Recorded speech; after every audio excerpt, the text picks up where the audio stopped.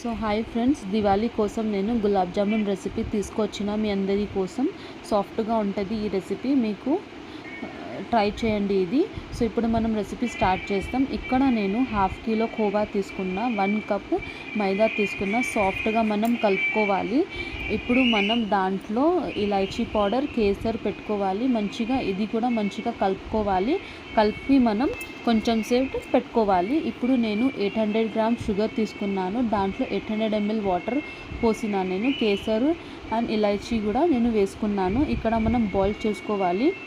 ఇట్లా షీరా వచ్చినప్పుడు బాయిల్ చేసుకోవాలి. ఇప్పుడు మనం స్మాల్ బాల్ చేసుకోవాలి. సాఫ్ట్గా క్రాక్స్ రావకూడదు, సాఫ్ట్గా ఉండాలి. ఇప్పుడు మనం స్లో ఫ్లేమ్లో మనం గులాబ్ జామ్ ఈ బాల్స్ని మనం ఫ్రై చేసుకోవాలి.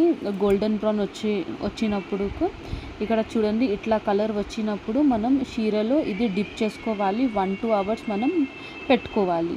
అంతే.